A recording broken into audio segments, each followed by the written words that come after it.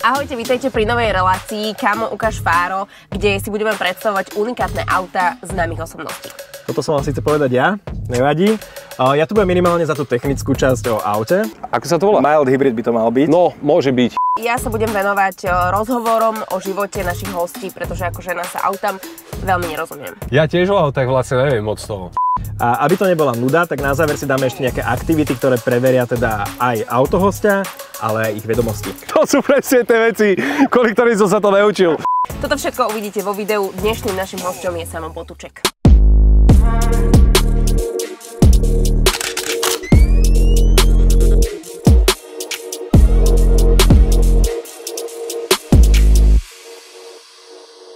Keď som bol puberťák, moji spolužiaci snívali o hrdzavých starých Bavorákoch alebo o Audinách ich otcov. Ja som bol vždy trošku iný a inklinoval som k bratrancovi alebo sesternici tejto nemeckej svätej trojice a bol to Mercedes. Preto som veľmi rád, že dnes ako prvé auto máme v Kamo ukáž Fáro Mercedes GT43 AMG s jeho majiteľom Samom Potůčkom. Čau, Samo.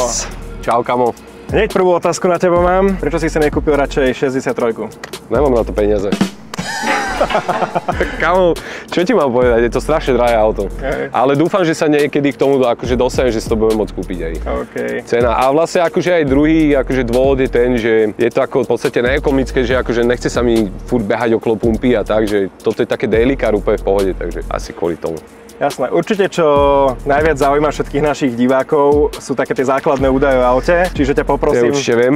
No, tak ťa poprosím hneď na začiatok motorizáciu napríklad. Je to GT4 sa volá to auto, lebo vlastne GT je takéto kupé.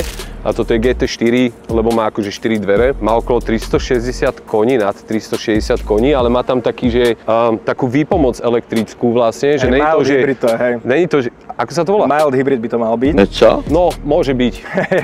Hej, ktorý má vlastne výpomoc ešte pri tom štarte, ale viem, že funguje iba pár sekúnd, vlastne iba akože na ten štart, hej. Hej, ono by to malo byť vlastne tak, že tam máš turbo a ešte prídavný elektrický kompresor k tomu. Asi to vieš lepšie ako ja, takže... Hej, mal by som to na to byť. Keď sme teda pri tom mild hybride, aj ma zaujíma, či to má nejaký efekt na spotrebu, že neviem ako jazdíš, že či tomu hrotíš. Alebo Kámo, si víkendový taký v pohodičke. Vieš čo, Kámo, nevyzerá to, že to má nejaký efekt na spotrebu. Jak často tankuješ? Raz za týždeň. Iba? To je potom v pohode, ne? Koľko máš priemer? Keď si spomínal, že to je štvordverové kúpe, vlastne to je ten hlavný rozdiel, ako keby aj okrem motorizácia týchto vecí oproti 63, tak ako to je s priestorom v aute, lebo je to dosť športovo ladené auto, tým, že je to aj AMGčko a tak ďalej. Taký Vladko Weiss by bol spokojný? Samozrejme, že áno. Natrepal by tam 8 ľudí. Akože určite, že vzadu je podľa mňa dosť miesta. Ja som v živote nesedel vzadu ešte, ale akože vyzerá to tak, že tam je dosť miesta, neviem. Ale akože ľudia, čo sedeli vzadu, tak sa nikto nesťažoval, že akože dal som tam ešte príplatkovú takú tú vec, že tam máš displej a vieš tam proste mení farby a vieš pustia hudbu zo zadu a tak, čiže keď začne niekto nadávať, tak mu dám ten tablet do ruky a bude spokojný. Bežného Slováka určite zaujíma, že koľko necháš na servise s týmto autom? Kámo, neviem ti povedať, ešte som nebol na servise. Predtým, čo som mal C-čko, tak som chodil do servisu, ale tým, že Mercedes má vlastne 4 roky, má garantovaný servis, čiže ty vlastne platíš iba za, dajme tomu, keď, ja neviem, že ideš rýchlo, tak brzdové platničky a tieto vymeniaš. Takže ja neviem, ja som tam nikdy nejak veľa neplatil. No, ani odhadom nevieš povedať, že pri tom... Tak akože vymenenie tých brzd stálo vždy okolo 1000 až 2000 eur. A zase ten pôžitok, vieš, že sa tam zatvoríš a proste máš úplne iný svet. Keď si kúpuješ Mercedes, tak sa nekúpuješ auto, ale kúpuješ si ten pocit, vieš, že... A to sa mi na tom ľúbi, že ako to je celé spracované, ako sú tam materiály, aké sú tam veci, proste, vieš, že toto, kvôli tomu som si ja vlastne kúpal toto auto. Jasné, a keď máš vypichnúť, že čo máš najradšej proste na tom aute, že... Zvuk, hudbu. Ne zvuk motora, ale hudbu. Máš aj nejaký príplatkový systém alebo niečo? Ten najkvalitnejší, čo sa dá momentálne kúpiť. Zo stropu sú 3 repraky, vpredu sú asi, ja neviem, asi 6 reprakov, vzadu má subwoofer. Lebo milujem hudbu proste, mám strašne rád hudbu a hej, to si úplne najviac cením asi. Za mňa to je asi všetko zatiaľ na tento technický segment. Tým pádom aj za mňa. Dobre, odozdávam ťa Sime a ideme ďalej. Yes. Ja tiež o autách vlastne neviem moc toho. A podľa čoho si vyberal toto auto? Že... Podľa toho, jak vyzerá. Má proste také špecifické auto, ktoré proste takto nevyzerá každé auto. A už som chcel aj akože s onými vzadu, vieš, že hento je kúpe. Lebo vždy, keď sme niekam išli na dovolenku autom, tak vždy sme si museli proste požičovať auto, vieš, lebo keď máš kúpe, tak čo, vieš, že... Asi podľa teba dobrý šofér? Asi áno. A že zodpovedný, alebo máš dobrý postreh? Hej, mám dobrú predvídavosť, že sa snažím predvídať vždy. Nemal som ešte akože reálnu haváriu. Akože škrkol som auto pri parkovaní alebo tak, ale asi môže, kebyže v tom aute nie sú také tie technologické veci, aj v tom C-čku, tak asi by som parkoval. Ale vieš, že pripájal som sa na diaľnicu a proste čavo zabrzdil v prípácom pruhu. No a ty sa pripáš a kúkaš do spätného. Vieš čo myslím? Ale bol akože pred tebou, hej? A to no, áno, a zrazu mi proste auto začalo brzdiť a proste keby to nedobrzdilo, tak asi som v ňom určite. Ale snažím sa jazdiť proste normálne, že, lebo aj to, že proste to auto má nejakú hodnotu. Ja to teraz stlačilo normálne. Hej, do zákruťa to vyrovná. Aha, dobre, prepáč. Že keď máš drahšie auto, teda aspoň ja, tak ja si ho proste vážim, lebo ja viem, čo to stojí, ja viem proste, že čo to stojí zarobiť tie peniaze na to normálnou cestou, vieš. Tvoja práca je také trošku remeslo, nie? No je úplne remeslo, hej, jasné. Bol si súčasťou niekedy nejakej havárky, akože ty si nešoferoval, že bol si v aute pri niečom takom? My išli na súťaž do Milana a vracali sme sa naspäť a mali sme akože taký minibus kúpený aj s vodičom, ale ten vodič, ono to bolo tak, že on bol dosť nevyspatý, lebo my sme na jeho sa mi zdá, že aj tlačili, nech ideme cez noc a typek dostal mikrospánok, keď sme vychádzali z jedného tunelu. A on sa vlastne iba zobudil na to, že vlastne okolo mňa spätne preletelo, vieš. To už akože bolo také, že sme išli na zvodidla a tak. Ja si myslím, že ja som taký vodič, že ako žena, proste samozrejme, že tie reflexy nemám úplne také rýchle a to videnie nemám také široké, ako máte vy, ale snažím sa byť tiež také veľmi opatrná, že veľmi myslím na to. Vieš, je dôležité nebáť sa. To ja vidím na ľuďoch, že keď ten človek sa bojí za tým volantom, tak ja radšej idem od neho ďalej, lebo ten človek je proste v strese a on nevie, čo robí a robí proste z veci, ktoré by fakt reálne ani nerobil. Nebyť presne v strese, že nie som zase taká, že ja ako žena môžem povedať, že moje kamošky napríklad, že nevídu, keď je tma, alebo nejdú do mesta, ktoré nepoznajú, lebo že vôbec proste, že je tam veľa pruhov, sú tam značky, ktoré už si nepamätáš a nejdú, vieš, ale... Alebo iba jednou cestou chodia všade, že? Jasné. To som párkrát počul.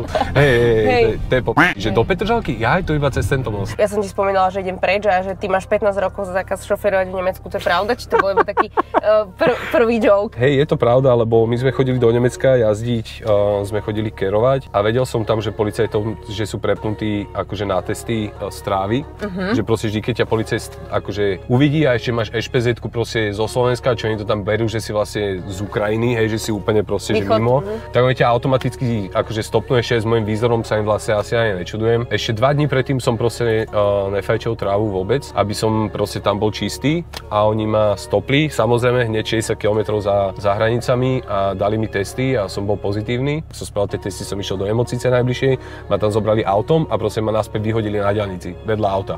A ja, že čo mám teraz robiť? A oni, že no, že nájdete si nejaký hotel alebo niečo. A ja, že však, ale či ja na to nemám peniaze, že a auto čo? Že toto musíte nehať. Ja, že ale nemám peniaze na ten hotel. A typek mi proste povedal, že keď si mal na drogy, tak máš aj na hotel. A proste sadol si do auta a odišiel preč ten policajt. Takže ma nehal na diaľnici tam. No a potom som tam musel ísť na psychotesty vlastne do Nemecka. Ja som tie psychotesty vlastne odmietol. A oni mi povedali, že keď odmietnete tie psychotesty, OK, ale máte zákaz 15 rokov jazdiť na území Nemecka. 3-4 roky dozadu. Oni mi povedali, že si musím nájsť tlmočníčku, musím zaplatiť tú tlmočníčku, musím zaplatiť tie testy, a ja som sa skontaktoval s jednou tlmočníčkou a ona mi povedala, že viete čo, že ja som tam bola že 4-krát a že 3-krát z tohoto tým chalanom proste nedali naspäť, lebo sú tam 2 policajti, ktorí proste ti opakujú 10 otázok iným spôsobom 6 hodín a oni čakajú, pokým proste vybuchneš a ti povedia, že no dobre, tak asi nejste psychicky OK, tak vám to nedám. Akože môžem ísť do Nemecka, ale nemôžem tam jazdiť. Pri kerkách, keď ja som začal kerovať, tak ja som keroval od začiatku veľmi pekne, že mi to išlo. Lebo proste mám talent, mám aj školu strednú, som vyštudovaný zlatník, mali sme tam proste veľa kreslenia a tak a proste je to môj život, čiže ja som s tým ako nemal problém, ale mal som problém komunikovať s ľuďmi. Nevedel som si nájsť zákazníkov, ani som vlastne nemal nejakú chuť niekoho presvedčať o kerkách a tak. Čiže ja som mal problém s ľuďmi, že s tou komunikáciou s ľuďmi som... Takže to svoje vlastné PR, ako keby, že poď mi na kerku a daj mi kožu a... Hej, proste mal som problém komunikovať s človekom celkovo. Znie trochu ako taký mne, teda čo ťa poznám asi 2 hodiny. Ako prerod z introverta na takého, že je spoločenského extroverta, alebo ktorý sa tak prispôsobí. To si dobre povedala. Dobe. Ja mám rád svoju skupinu ľudí, ja tým ľuďom proste viem dávať veľa, ďalej ma to nejak nezaujíma. Ako si sa v tom začal zlepšovať, alebo že aký bol ten proces toho, že dneska už v podstate ako keby komunikuješ na dennej báze s tými ľuďmi, s tými klientami, že... No začal som si veriť v tom, čo proste robím. Lebo keď opisuješ niečo, v čom sa veľmi dobre vyznáš, tak ťa človek automaticky bere ako autoritu. Je to proste iné, keď si neveríš a začneš presvedčať človeka o niečom, čomu aj ty neveríš. Je to strašne ťažké, ale týmto spôsobom som začal komunikovať, hej, že... V tej téme si išiel do hĺbky a tam si bol... Ako náhle som sa stal profesionálom, v podstate profesionálom, tak odtedy som nemal problém s komunikáciou.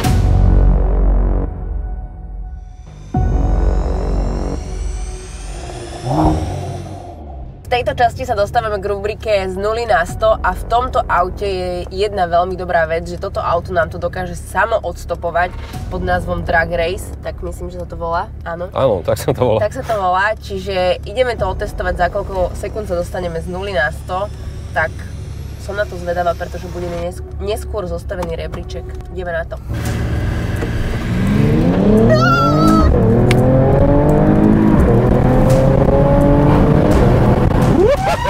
To bol lepší, ne? Áno, také väčšie kopance to dáva, ne? Hej. Z 0 na 100 za 85 metrov za 5,26. Ako som spomínal, na záver máme kvízové okienko. Dosť sa ich bojím.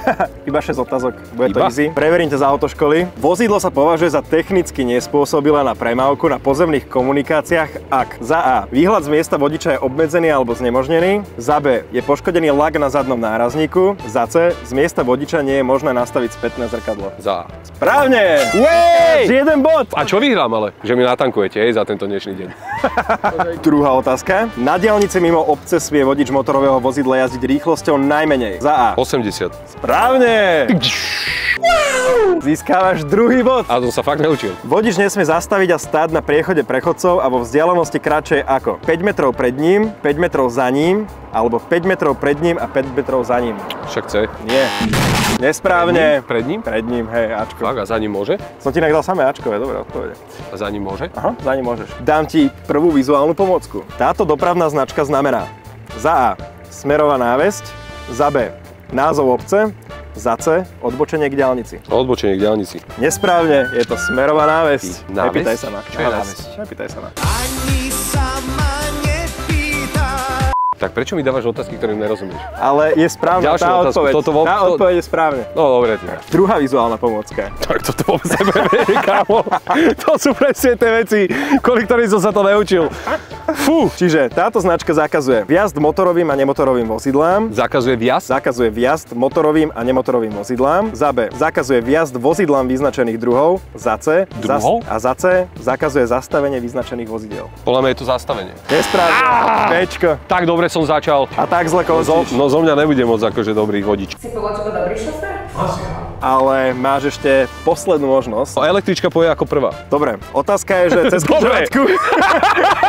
No, Jaký ignor, dobre. cez križovatku prejde v poradí druhé električka, modré vozidlo alebo zelené vozidlo. Modré. Nesprávne. Zelené. Modré Opäť som nepovedal. prehrávaš. Nepovedal som modré. Ale hej, áno, lebo ono je vlastne áno, hej. Dobre, ale pozitívna správa je, že si zatiaľ víťaz. Že zatiaľ žijem, aj keď neviem, tieto. A snáď ti po tomto videu nezoberú vodiča. Dúfam, že ne. Pevne verím, že ne. Díky Samo. A ja ďakujem, kamo. Máme za sebou prvú časť Kamo ukáž Fáro, kde bol hosťom Samo Potůček a my mu veľmi pekne ďakujeme, že sme mohli otestovať a povoziť sa v jeho aute. A Kevin, ako to vyzerá s rubrikami? Vyzerá to super. Samo prekvapivo skončil prvý, aj z 0 na 100, aj v kvíze, napriek tomu, že nezískal plný počet bodov. Ale kto by toho povedal, že je prvý, keď bol úplne prvým hosťom? Uvidíme ale, ako to bude pokračovať, pretože my si do Kamo ukáž Fáro budeme volať ďalších hostí s nadúpanými autami, čiže som zvedavá, ako sa to poradie bude meniť. A v každom prípade od nás je to asi všetko. Áno, určite nám v komentároch ešte dajte vedieť, koho by ste chceli vidieť v ďalšej časti, alebo či sme sa vám nepáčili. A ak sme sa vám páčili, dajte nám minimálne like a týmto sa asi lúčime. Vidíme sa pri ďalšom videu. Čaute! Čaute.